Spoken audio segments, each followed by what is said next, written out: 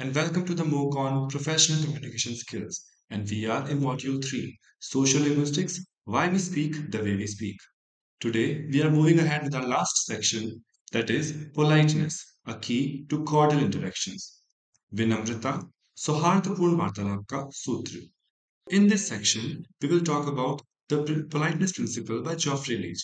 इस सेक्शन में हम बात करेंगे विनम्रता सिद्धांत की जो दिया गया था जॉफ्री लीच द्वारा. Politeness is a type of behavior that allows the participants to engage in a social interaction in an atmosphere of relative harmony. विनम्रता द्वारा किसी भी सामाजिक परस्पर वार्तालाप में भागीदार आपसी सामंजस्य बनाए रख सकते हैं. It proposes how to produce and understand language based on politeness. इसमें हम ये सीखते हैं कि किस तरह से इस तरह की भाषा का प्रयोग किया जाए और समझा जाए जिससे हम विनम्र सुनाई दें. The politeness principle is a series of 6 maxims such that 1 and 2 form a pair, so do 3 and 4 and 5 and 6. इस सिद्धांत के अंतर्गत हम देखेंगे कि इसमें 6 सिद्धांत या सूत्र वाक्य हैं जिनको हम मैक्सिम्स कहते हैं और ये जोड़ों में हैं 1 और 2, 3 और 4, 5 और 6. These maxims vary from culture to culture. सांस्कृतिक अंतर के अंदर ये जो सिद्धांत हैं इनमें भी अंतर आ सकता है. What may be considered polite in one culture may be strange or downright rude in another. किसी एक सांस्कृतिक सेटिंग में अगर जो चीज सभ्य या विनम्र सुनाई दे रही है हो सकता है किसी और सेटिंग में वही चीज असभ्य सुनाई दे. The first pair of maxims is tact and generosity maxim. पहला जोड़ा है चातुर्य और उदारता सूत्र वाक्यों का. Tact maxim says that we should minimize the expression which imply cost to other. यानी बात करते वक्त हमको ऐसे वाक्यों का प्रयोग करना चाहिए जिससे सामने वाले या सुनने वाले को सबसे कम हानि हो. And maximize the expression which imply benefit to other. और उस तरह की वाक्यों का ज्यादा से ज्यादा उपयोग करना चाहिए जिससे सामने वाले को फायदा हो. It focuses on the hearer. इसमें हम सुनने वाले की इच्छाओं, wants and desires पे ध्यान देते हैं.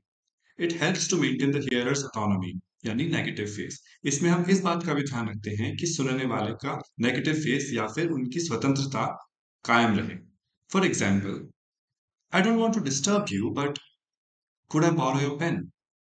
मैं आपको डिस्टर्ब नहीं करना चाहता, यानी कि आपको डिस्टर्ब होने की भी जरूरत नहीं है, लेकिन अगर आप मेरी हेल्प करना चाहें, can I borrow your pen, क्या मैं आपसे आपका पेन ले सकता हूं. और if you don't mind, could you show me the way to the washroom? If you don't mind, that is, we have requested them first. If you don't mind, if you do mind, then there's no problem at all. But if you do not mind, then can you help me or can you show me the way? The second part of this maxim is generosity maxim. It says minimize the expressions that imply benefit to self. यानी हमको उदारता सूत्र वाक्य के अनुसार ऐसे वाक्यों का इस्तेमाल सबसे कम करना चाहिए जिससे हमें स्वयं को फायदा हो या ऐसा प्रतीत हो कि हमें बहुत फायदा हो रहा है. Versus we should maximize the expression that imply cost to self. वहीं हमें इस तरह की भाषा का प्रयोग करना चाहिए जिससे हमें हानि या हमें कीमत चुकानी पड़ेगी ऐसा इम्प्लाय हो, ऐसा अनुभूति हो. It implies that cost of the utterance is to his self and benefit is to the hearer.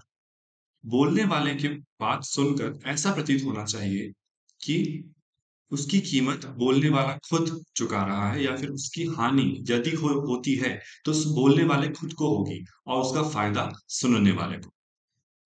Focuses on the speaker, helps to confirm the speaker's importance, his time, insight or talent. इसमें हम किस पर ध्यान देते हैं? बोलने वाले को, वाले पर, वक्ता पर. और इसमें हम इस चीज को कंफर्म करते हैं, इस चीज को सुनिश्चित करते हैं कि हम सिर्फ और सिर्फ उन्हीं के वक्त और उन्हीं के खूबियों को इसमें प्रयोग में लेंगे. यानी सारी कीमत या सारी हानि या सारा मूल्य बोलने वाला खुद चुकाएगा. Others should be put first instead of self. इसमें हमें हमेशा की तरह दूसरों की इच्छाओं को ध्यान में रखकर ही बात करनी चाहिए. For example, I'll do this for you. I see you're busy. It seems like the person or maybe the hearer is busy. So instead you say, I will do this job for you because you are busy at the moment.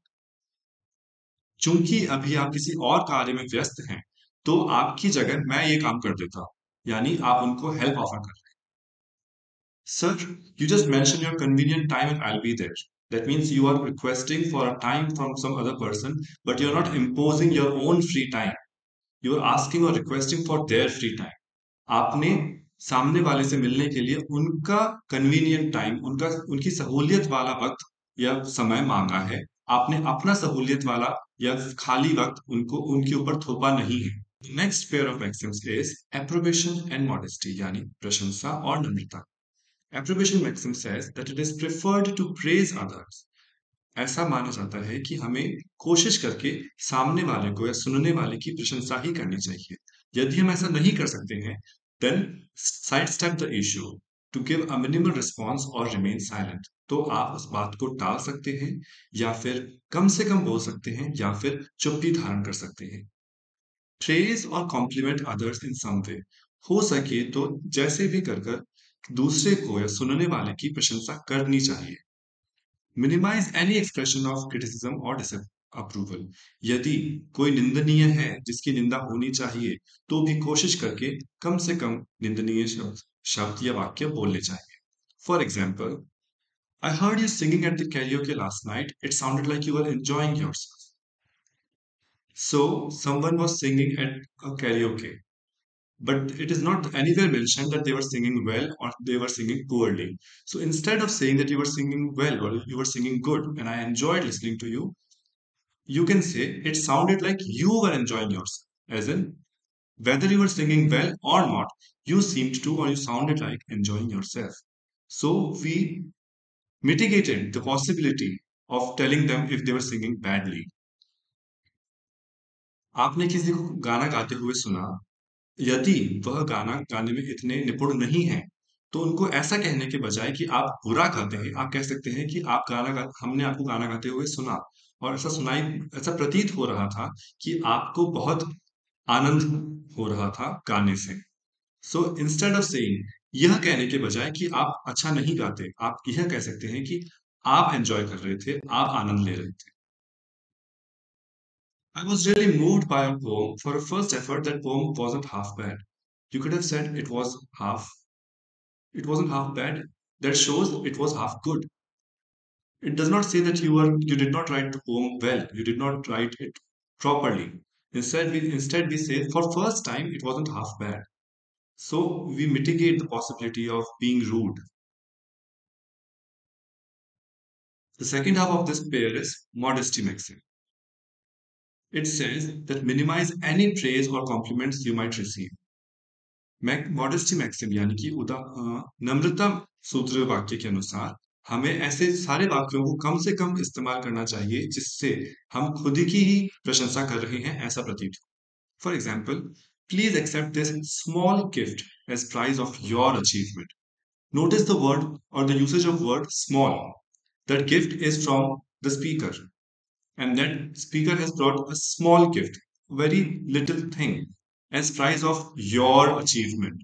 So instead of showing that we brought the gift, we say that it is the price for your achievement. तो हमने उन्हीं की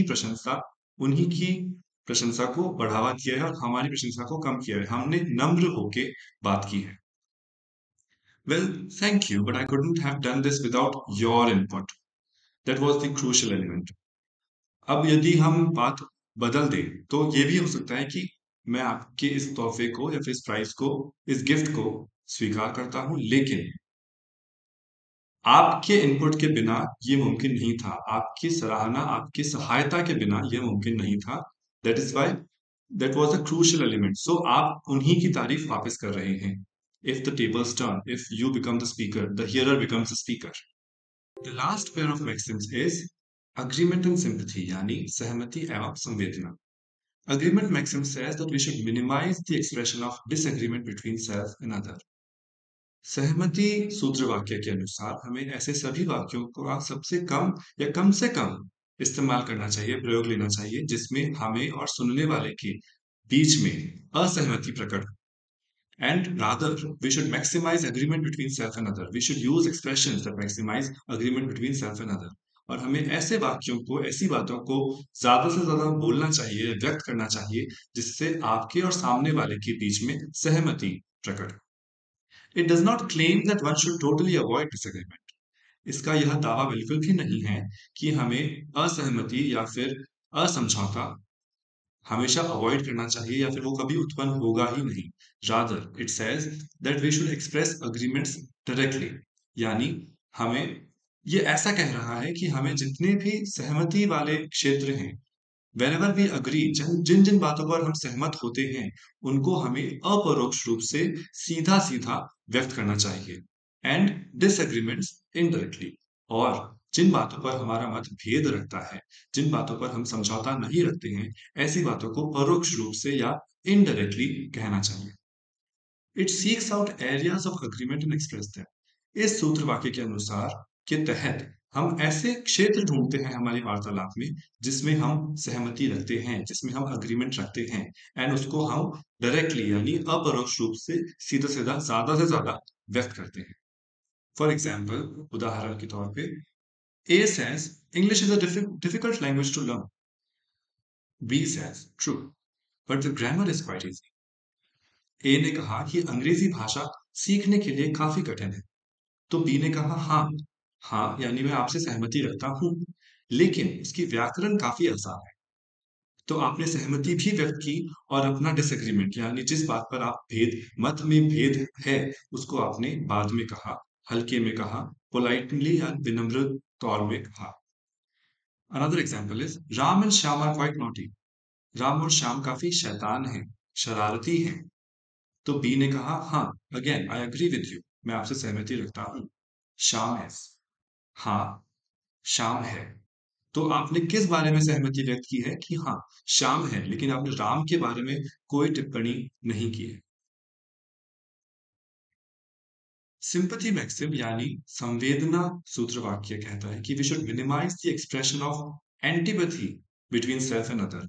हमें ऐसे वाक्य जिससे हमारे और सुनने वाले के बीच में असंवेदनशीलता व्यक्त हो, कम से कम उपयोग में लेनी चाहिए, एवं maximize sympathy between self and other we should use the expression that maximize, यानी ऐसे वाक्य ज्यादा से ज्यादा इस्तेमाल करने चाहिए जिससे हमारे बीच में और सामने वाले के बीच में सहानुभूति प्रकट हो या व्यक्त हो। For example, I am sorry to hear about your father. आपके पिता के बारे में सुनकर खेद हुआ। It is possible that the person's father has passed on, or maybe they are not well, they are ill. In any case, we are sorry to hear that. हमें उनकी बारे में सुनकर खेद हुआ है। Another example is, I understand your feelings. I'm so sorry. For example, you have hurt someone. आपसे कोई क्षति हुई है जिसकी आप क्षमा मांगना चाहते हैं, तो आप कहेंगे कि आई अंडरस्टैंड योर फीलिंग्स, मैं आपकी भावनाओं को समझता हूँ, इसीलिए मैं आपसे क्षमा चाहता हूँ। I hurt my leg last night and still can't walk. A person comes to you and says, कोई व्यक्ति आपसे आकर कहता है कि कल उनके पैर में चोट लग गई और वो अभी तक भी चलने में असक्षम है या फिर उनको कठिनाई हो रही है, तो आप उनको कहेंगे कि I am sorry to hear that, सुनकर अफसोस हुआ। So that shows your sympathy, your sahanubhuti, your samvedana towards them. Using these maxims, using these techniques, we can be polite in difficult situations as well. And by that, we can create a harmonious environment in every conversation, every social interaction. And with this, we have come to the end of this module. I thank you all so much. Happy learning and thank you.